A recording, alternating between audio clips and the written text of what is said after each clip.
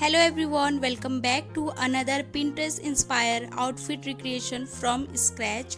इस most trending and viral outfit को हम आज रिक्रिएट करने वाले हैं।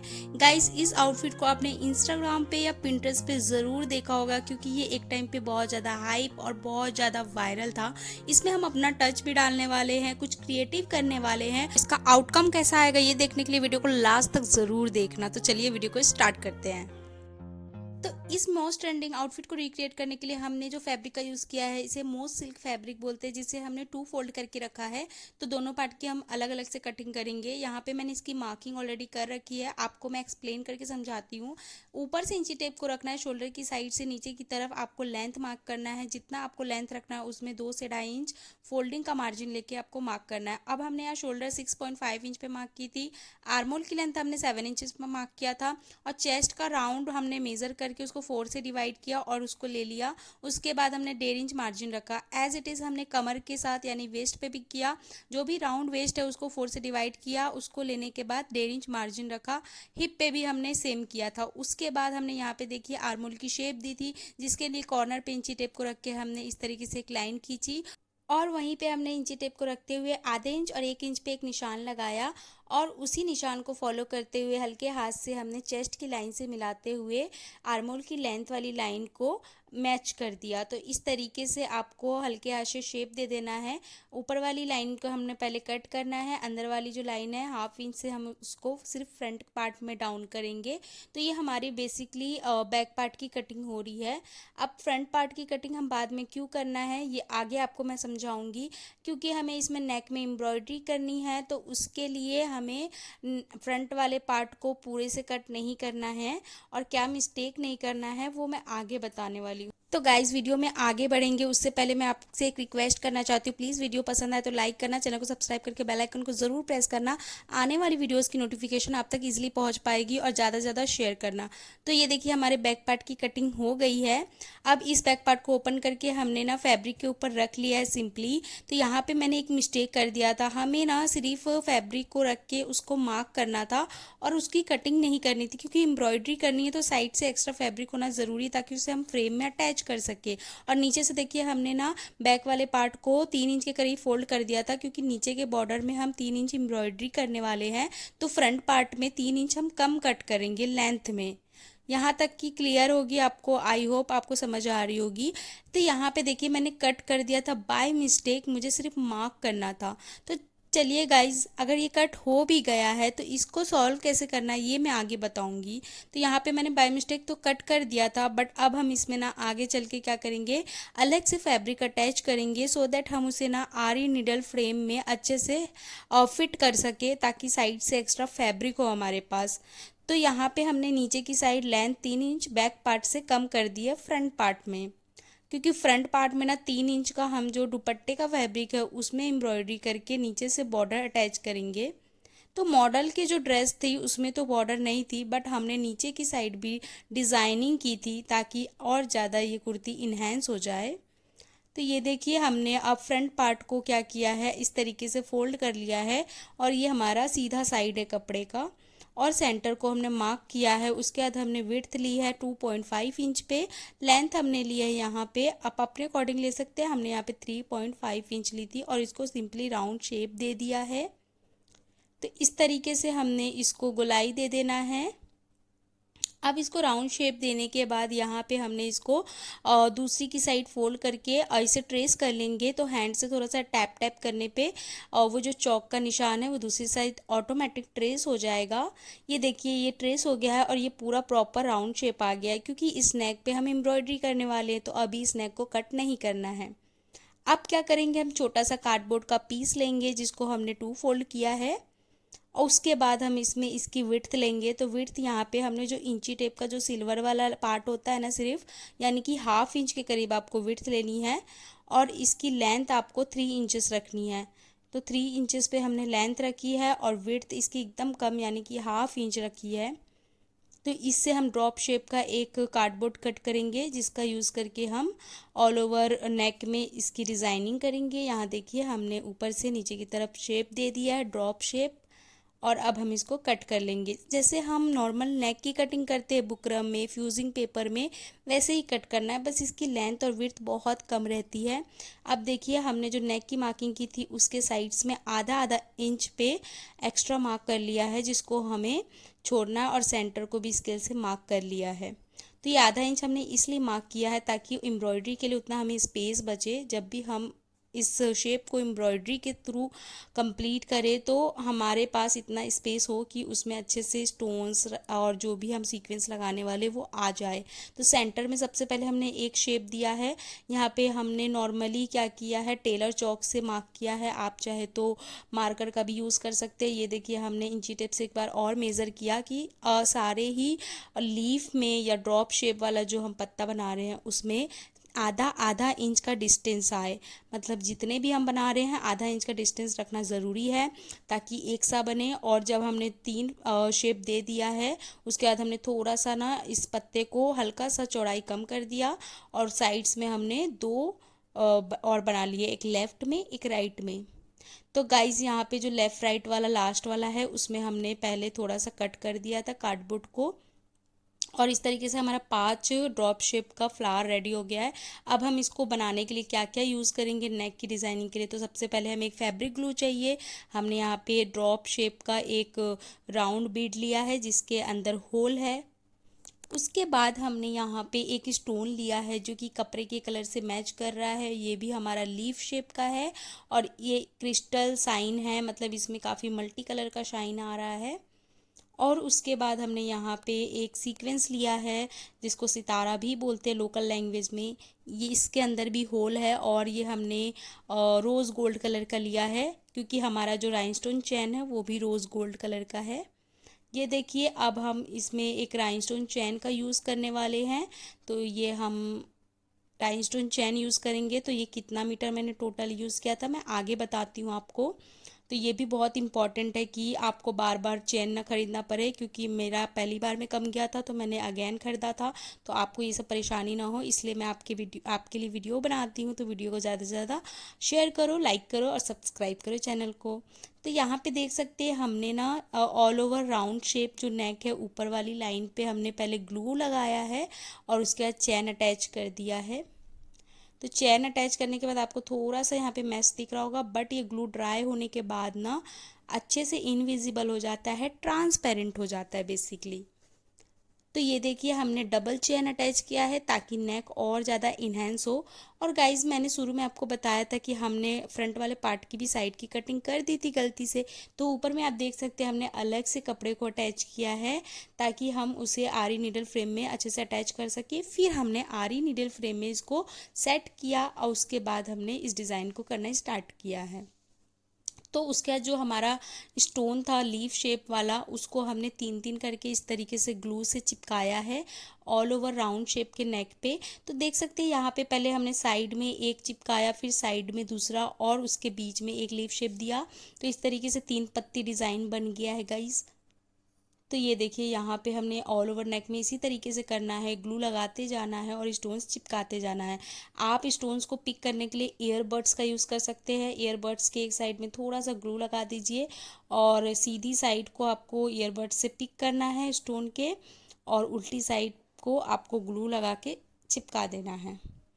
तो ये प्रोसेस आपको शुरू में तो हार्ड लगेगा, बट जैसे जैसे आप करते जाएंगे यूज़ टू हो जाएंगे तो ये बहुत इजी लगेगा।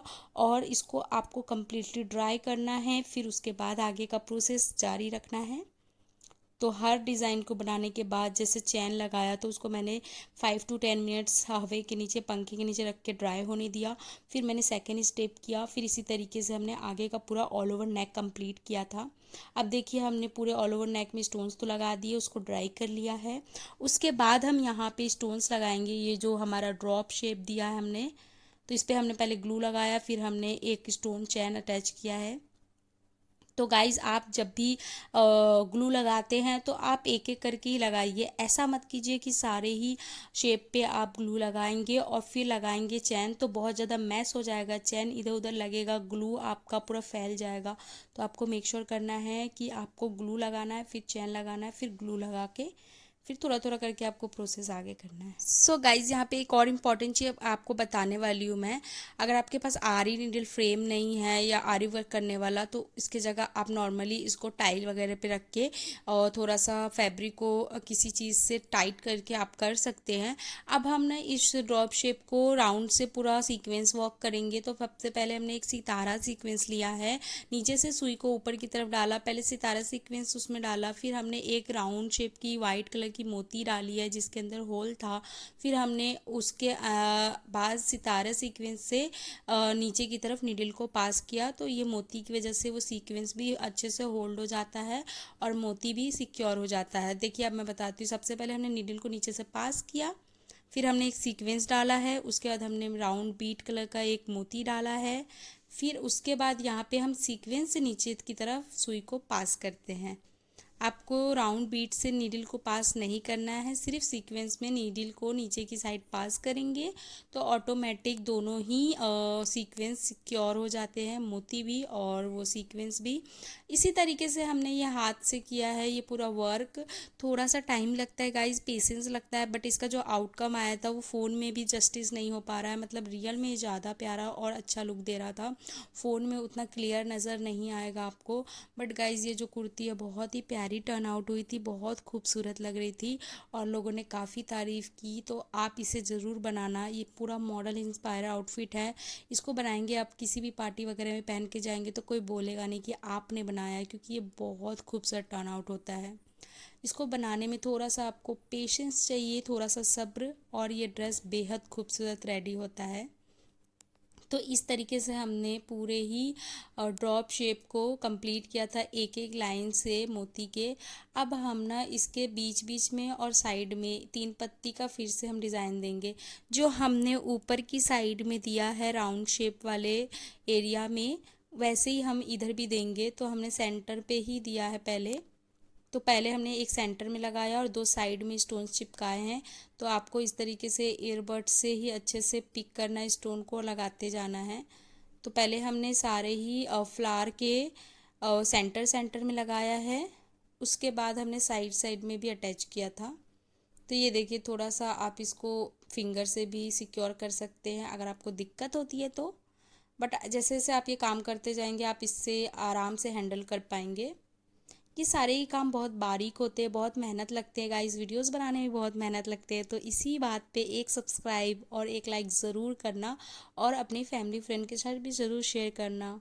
तो अब हमने सारे ही वर्क कंप्लीट कर लिया है, साइड्स में भी हमने स्टोन लगाया है। अब सोल्डरिंग आयरन का यूज़ करके इसके सेंटर के जितने भी फैब्रिक है उसको हमें कट करना है। तो गाइज़ यहाँ पे आपको एक चीज़ बहुत ज़रूरी बताती हूँ। आपने अगर आपको ये यूज़ नहीं करने आता है सोल्डरिंग आयरन, तो आपको बड़े की हेल्प लेनी है, अदरवाइज़ आपको कॉइल का यूज़ कर लेना है। और इसको अगर आप यूज़ कर रहे हैं, अगर आपको पता है कैसे यूज़ करना है तो ही आप यूज़ करना, नहीं तो किसी बड़े की हेल्प ज़रूर लेना, क्योंकि थोड़ा सा डेंजरस हो सकता है। और बहुत ध्यान से करना ताकि साइड के कपड़े बिल्कुल भी बर्न ना हो। अब हमने फ्रंट पार्ट का नेक रेडी कर लिया, बैक पार्ट से हम शोल्डर अटैच करेंगे और बैक नेक कंप्लीट कर लेंगे। तो ये देखिए कुछ इस तरीके से पीछे से दिखता है ये।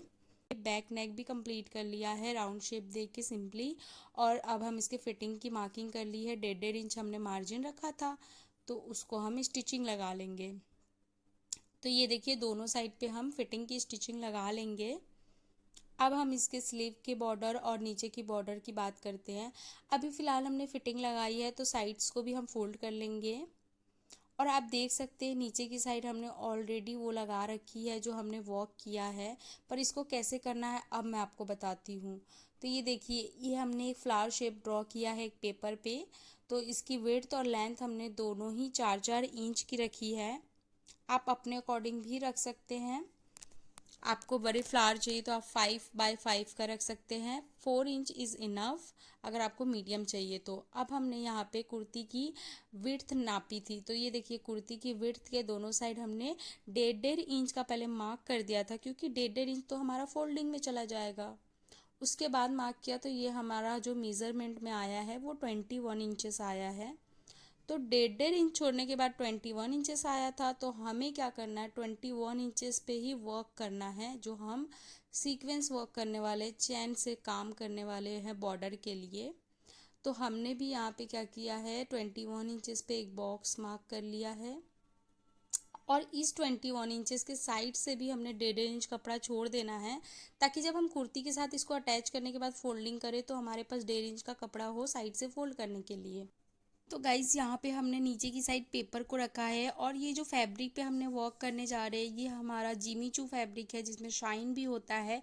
और अब हम एक मार्कर की हेल्प से इसको ट्रेस करना स्टार्ट करेंगे। तो देख सकते हैं साइड से हमने पिन से इसे सिक्योर कर लिया है ताकि फ्लावर बिल्कुल भी मूव ना हो और एक जैसा फ्लावर हम ट्रेस कर पाए। तो आप इस तरीके से स्टिचिंग के पर्पज़ से जो पिन्स आती है उसे ले करके इसे अच्छे से सिक्योर कर लीजिए। और जो फ्लावर्स के बीच की डिस्टेंस है यहाँ पे 1/2 इंच या 1/2 इंच से कम रख सकते हैं। तो इस तरीके से हमने एक एक करके सारे ही फ्लावर को ट्रेस किया था और नीचे से हमने देखिए आधा इंच ऑलरेडी कपड़ा छोड़ रखा है ताकि हम जब इसे कुर्ती से अटैच करें तो हमें हमारे पास 1/2 इंच का फैब्रिक हो। और जो बाद में होगा हमें नीचे से एक्स्ट्रा फैब्रिक उसको हम कट करेंगे, मैं आगे बताऊंगी।